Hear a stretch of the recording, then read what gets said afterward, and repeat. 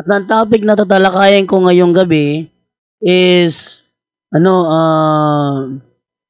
paano sagutin ang issue na 1870 lang daw nagsimula ang Iglesia Katolika Romana.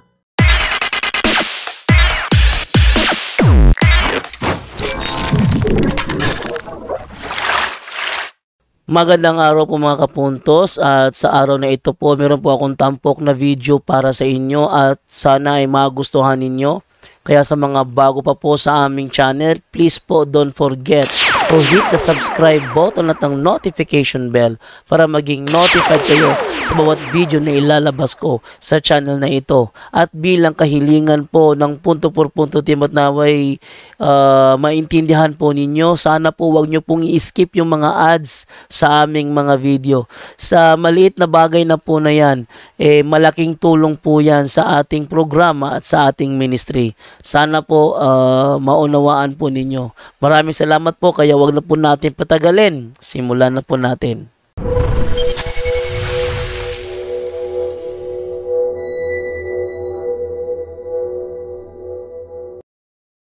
At ang topic na tatalakayin ko ngayong gabi is paano sagutin ang issue na 1870 lang daw nagsimula ang Iglesia Katolika Romana. Kagabi kasi meron ako nakatalakayan kagabi sa sa comment section, na tapos na yung live pero yung comment niya supot-supot pa rin. At ang comment niya is, kailan daw nagsimula Iglesia Katolika? Ang sabi ko naman, 1st century. Sabi niya, yan ay isang matinding kasinungalingan. Kung kasinungalingan yon, kailan ba nagsimula Iglesia Katolika? Nag-send siya ng referensya pero pinutol niya. No. Ang referensya ginamit niya, yung gamit ni Clement H. Crack, Reverend Clement H. Crack, yung Discourses on the Apostles' Creed. Nag-send siya sa akin ng nakalagay doon, pero pinutol niya, hindi nilagay yung karugtong. Kasi may karugtong talaga yan eh. Hindi naman yan kama, hindi naman yan period. Yan ay kama. Nakalagay dyan, in 1870, at the Vatican Council, the name Roman Catholic was proposed, but it was rejected. The bishops assembled unanimously decided upon this official name, the Holy Catholic Apostolic Roman Church, as descriptive of Christ Church. Ngayon, pag sila ang nagbasa niyan, hanggang Roman Church lang sila. Yan ginawa ko, tinanong ko siya, nasaan yung karugtong? Asan yung karugtong niyan? Yung karugtong niyan, wala siyang sinisend sa akin na karugtong. Dahil ang totoo, kinopya niya lang yun kung saan niya kinapi-paste yun. No? May karugtong yan na ayaw basahin ng kahit sino mang sulpot na nagbabasa ng referensyang ito. Si Daniel Rason ng Andating Daan, ayaw basahin yan. Si Sislos ng Andating Daan, ayaw basahin yan. Mga ministro ni Manalo, ayaw basahin yan. Lahat ng gumagamit ng referensyang yan, ayaw basahin ang karugtong na as descriptive of Christ Church. Ngayon, what if isa sa mga sulpot ang maka-encounter nyo at sasabihin 1870 lang daw nagsimula ang Iglesia Katolika? Yan ay isang malaking kabulaanan. Dahil wala namang sinasabi rito na ang Iglesia Katolika ay nagsimula sa 1870. Na? Ang sentido common, sentido kontekstual ng Discourses on the Apostles' Creed ni Reverend Clement H. Crack, hindi siya kailanman nagsabi na sa 1870 nagsimula ang Iglesia Katolika Romana. Mali.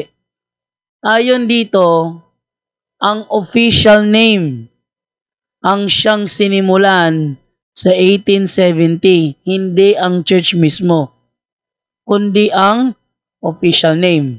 Ngayon, Huwag ka muna mag-explain. Pag ikaw nag-explain sa bagay na yan, sirado isip nila. So, anong gagawin natin? Tanungin natin sila kung tama ang unawa nyo sa referensyang yan. Ano ang relihiyong pumasok sa Pilipinas noong 1521? Kahit sinong sulpot, hindi na makasagot niyan.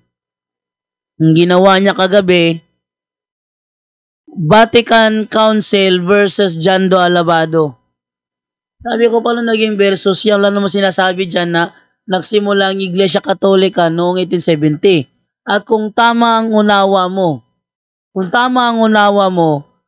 ano yung iglesyang nagpasimula ng First Catholic Mass sa Limasawa Island noong 1521? Sino yun? Wala rin may ibigay na sagot. Doon na lang siya paulit-ulit sa pahayag ng Vatican, kinokontra ni Jando. Pahayag ng Vatican versus Jando Alabado. Pero yung tanong ko about sa 1521, hindi niya masagot. Pero, di nagtagal, siya nagbigay ng maikling sagot, pero kabulaanan. Ang sabi niya, yan ay isang napakamaling kasagutan. Ay kung mali pala, then ano nga ang relihiyong dinala ni Magellan sa Pilipinas noong 1521? Anong relihiyon yun? Walang maisagot. Ang sulpot, walang maisagot. Nagamit-gamit niyan, wala namang maisagot. Tapos, pag walang maisagot, ipa-reconcile nyo. Sige nga, reconcile mo nga ito. Sabi mo, 1870 nagsimula ang iglesia. Then, anong iglesia ang dala ni Magellan nung siya pumunta sa Pilipinas? Walang ibang sagot doon. Iglesia Katolika, Apostolika, Romana yun. Wala namang ibang Roman Catholic eh. Tayo lang naman. So, mahihirapan siyang sagutin yon. Nahirapan yung aking ka-chat kagabi no sa bahaging yun ng topic. Tinanong ko siya, pakisagot mo na. Yan ang ayaw ko sa mga keyboard warrior. Sasagot lang kung gusto nilang sumagot. Pero kung ayaw nilang sumagot, wala kang mapipilit. Ayaw ko sa mga keyboard warrior. No? Yung mga sulpot na hanggang keyboard lang, mga sulpot na hanggang comment lang, ayaw ko sa mga gaya nila. Ang gusto ko, yung talagang willing na iharap ang sinasabi niya totoo. Jando Alabado, itong aking dala-dala totoo. Ito ang kontrahin mo, ganun sana. No? Pero walang ginagawa eh. Ito yung ating kasagutan. Ang nagsimula sa 1870 ay yung official na pangalan. Yung kumpleto na, the Holy Catholic Apostolic Roman Church. Yun ang nagsimula doon. No? Sa 1870, ang kanyang descriptive name ng Iglesia ni Cristo as descriptive of Christ's Church. Sabi niya, hindi na totoo na ang Katoliko doon nagsimula 1st century. Dahil ito nagsimula sa 1870. Pero ang karugtong, as descriptive of Christ's Church. Kailan ba tinatag ang Christ's Church? Kailan tinatag ang Christ's Church? Siyempre, noong unang siglo. Doon pa lang, alam na. Ngayon, ano ba nangyari? Hindi niya masagot-sagot yung 1521. So, aking dinagdagan ng kanyang problema. Ito pa, atras pa tayo. Ito yung nangyari sa 1870. Atras tayo konti, ano? Okay. Sa year 325, yan. 325, nagdeklara ang Iglesia Katolika Romana ng Council of Nicaea. Yan na. Nagdeklara ng Council of Nicaea. Sana sa mga magkiklaim na ang Katoliko daw nagsimula daw sa 1870, dapat willing kayong tumanggap ng mga follow-up question. Hindi nakapokus lang kayo doon na hindi nyo na mamalayan, may mga turo palang natatapakan ninyo. Oh. Gaya ng 1521, hindi nila masagot yon. Ngayon, sunod naman. Si Emperador Constantino na-convert sa Christianity at the year 321. Yun. 321. Meron ba silang may pakitang record? Ha? Anong pangalan yun? Ng iglesia yun? Ng iglesia nila, anong pangalan nila nun? Walang maibigay na record ang mga kumukontra. So, hindi ba ako nakakarating sa pinakaunang bahagi na ko lang sa kanyang claim na iglesia ng Diyos ang mababasa. So, yun ang totoo. So, isa lang ang sumagi sa isip ko, ito ay si Eli Soriano. Yan tanong, turo ni Eli Soriano, na ang Iglesia Katolika, hindi niya kilala ang founder dahil hindi niya alam kung sino ang nagtatag nito 2,000 years ago. Sabihin ko sa kanya, bro, sabi ni Soriano, ang Katoliko ay nagsimula 2,000 years ago. Totoo ba yon? Hindi na siya nakasagot. Ang ginawa na lang niya nung ginamit ko yon is inulit niya yung kanyang mga naunang statement. Pahayag ng Vatican versus John Doe Alabado. Kasi hindi niya mag-iba-iba yung aking ebidensya ipinakita na yun na nga, itinuro yun, yung sa Council of Nicaea. Next, 405 AD, nakapag-produce ang Katoliko ng Latin Vulgate. Kung totoo na 1870 nagsimula ang Katoliko, sino ang nag-produce ng Latin Vulgate noong 405 AD? Hindi pa rin makasagot. I-atras mo lang yung panahon, i-atras mo lang. Ating balikan una kay Apostol, doon kay Apostol Pedro, na siyang nagpunta doon sa Roma, at doon na nagsimula yung iglesia sa Roma. Peter founded the church at Rome. He was the first bishop of Rome and was crucified at the Stadium of Nero near the spot where the Church of St. Peter stands today. Yung nakalagay doon. Atras lang, 1870, 1521. Ipa-reconcile mo. Kung totoo sinasabi mo na 1870 lang nagsimula Iglesia Katolika, ano nagsimula noong 1521? Walang may sagot yan, may hirapan yan. Next, 405 AD, nagpalabas ng Latin Vulgate Bible ang Iglesia Katolika. Kung 1870 lang nagsimula, bakit nakapaglabas ng Biblia? Ng Latin Vulgate. Nauna pa sa sinasabi nilang 590 AD, nagsimula ang Iglesia Katolika. And then 325 Council of Nicaea, diniklara na si Kristo ay tunay na Diyos laban kay Arius. 321 AD, na-convert into Christianity si Emperador Constantine.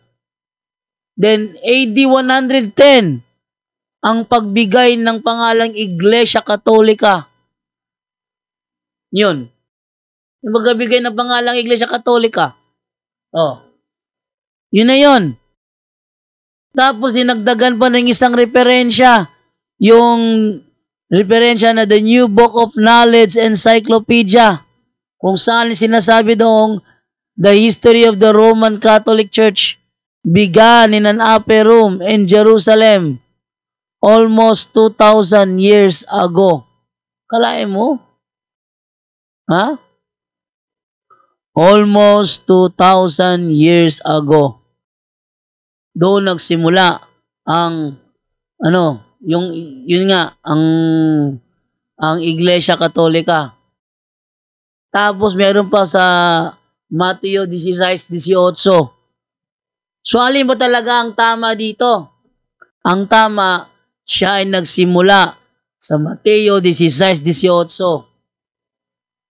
Doon siya nagsimula hanggang nakarating sila sa iba't ibang lugar. Gaya ng Antioquia, Filipos, Efeso, Roma, Galacia, ano pa? Korea, kung saan napunta na. Ba't saan na napunta? Kasi, yung iglesia kasi na tatag ni Kristo, Hymenon Ecclesia Catholis, church throughout all. Ecclesia Catholis, nagsimula sa Judayas, sa Galalias, sa Samarias, hanggang Eken Eremen Oiko Domini. So, yun doon nagsimula. Pagdating naman sa Roma, pagdating naman sa Roma, ang sabi naman doon, Epestes humon katain gelitai in holotokosmo. Ang inyong pananampalataya sa Roma, lalaganap sa buong mundo.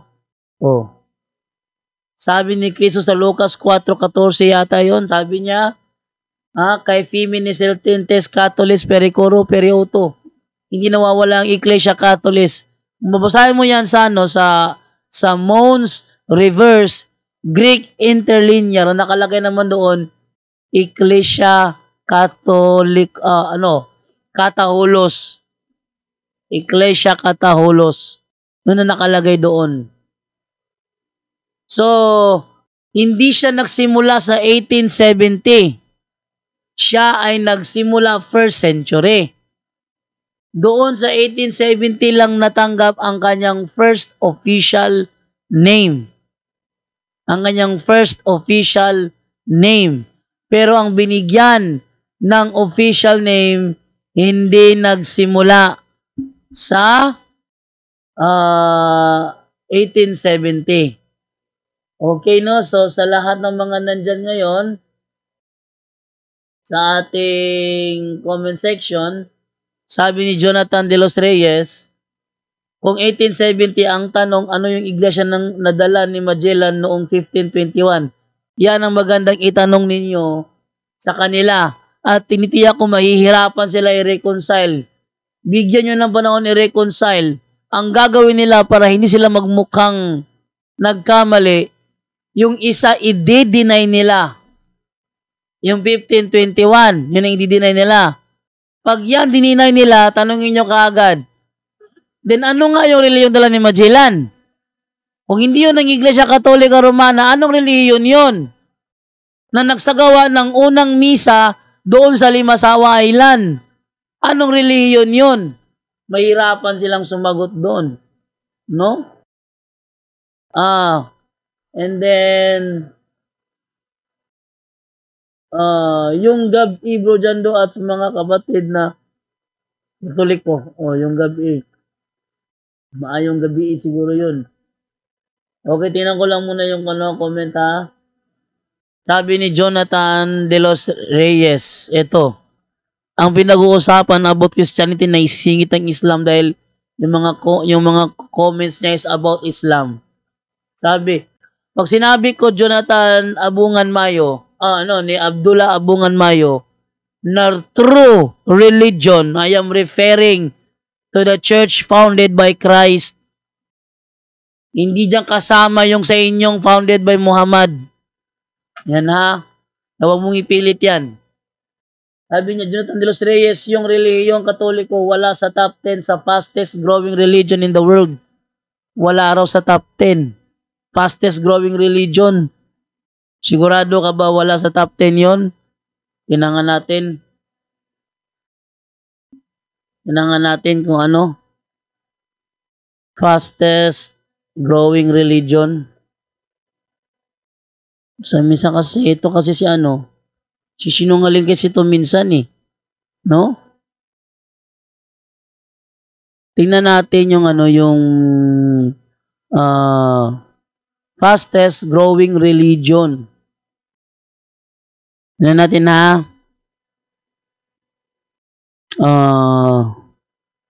Eto. Tingnan natin dito yung wala raw sa top 10 daw Christianity. Nung wala sa top 10 ng Christianity, pinagsasabi mo. Magkasunod lang ang Christianity at ang Muslim, wala sa top 10. Kung wala sa top 10 ang ang Christianity, lalo nang wala sa top 10 yung nyo, yung Islam ninyo. Tingnan natin. Okay. So, ito sino ba ang fastest religion? Fastest growing religion. Bukas muna ako ng browser. Dahil hindi ko na hindi ako nakapagbukas ng browser dito, no? So, bukas muna ako. Ito yung aking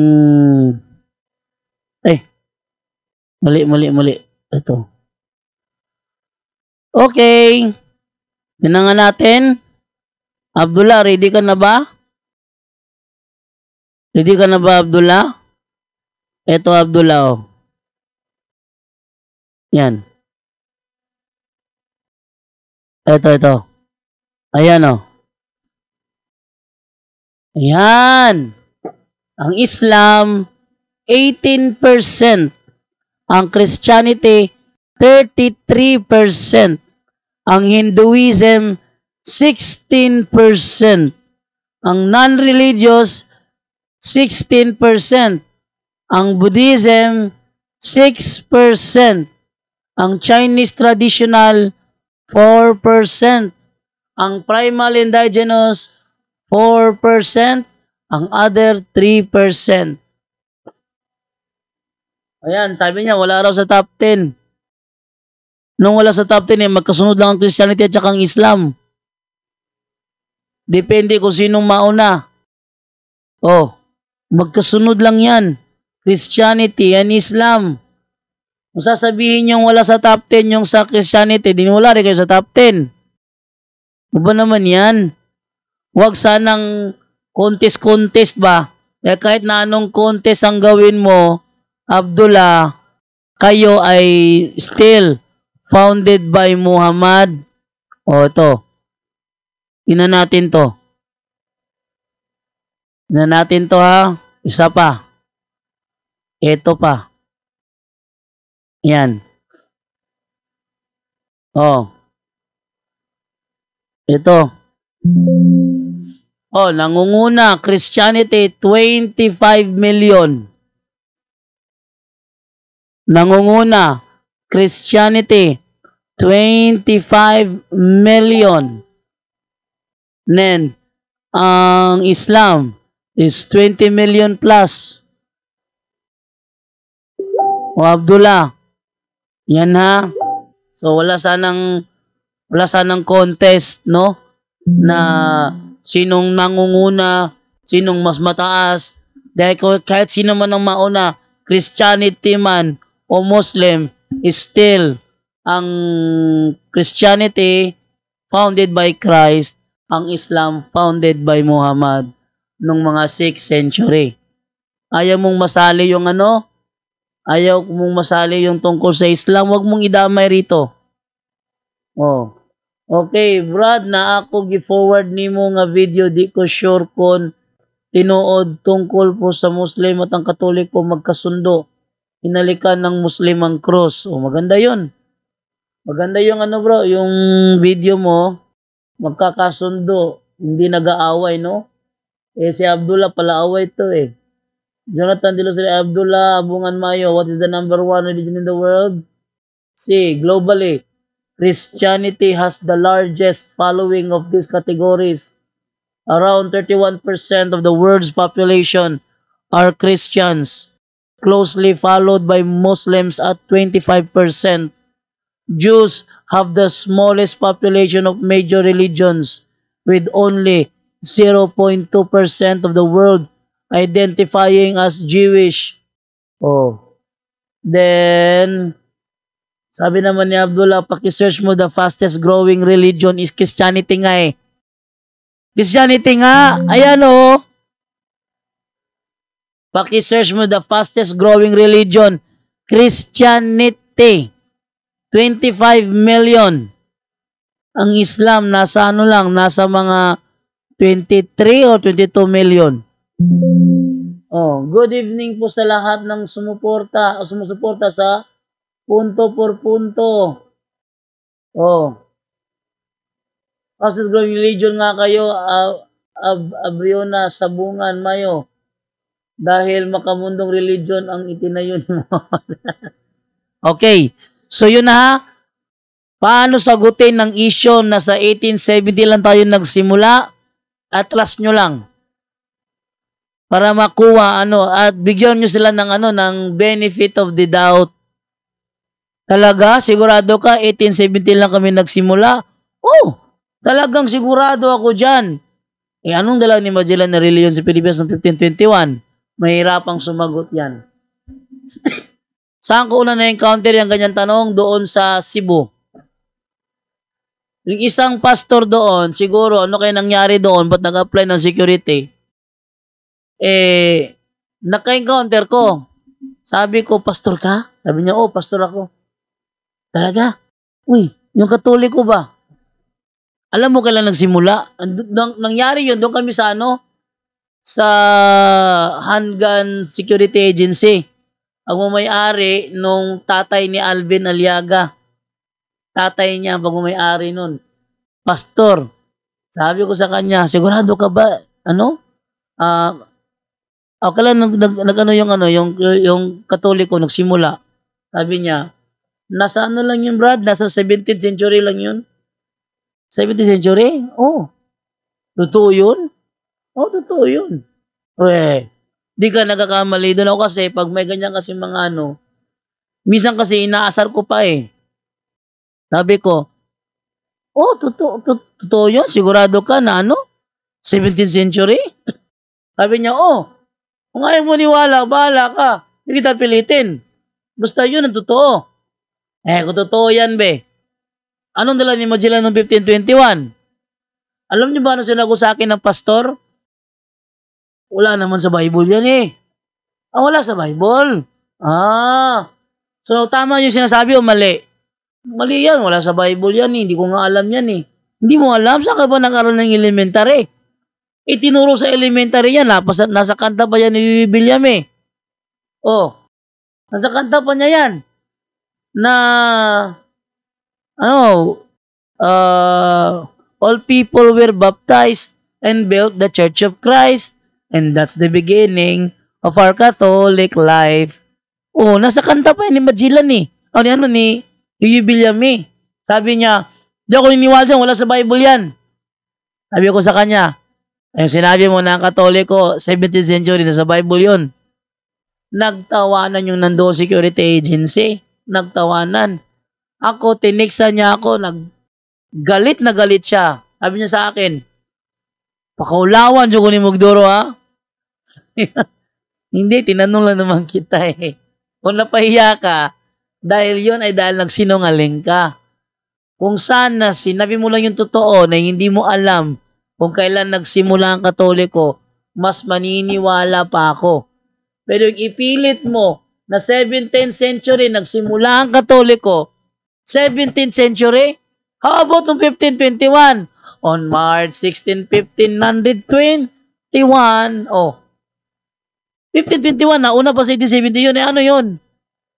Sabi ni Peter Pindon, patutunayan ko mga Katoliko, nauna pa ang Tanduay sa inyo. Kailan ba ang Tanduay? 1854. Ang Katoliko.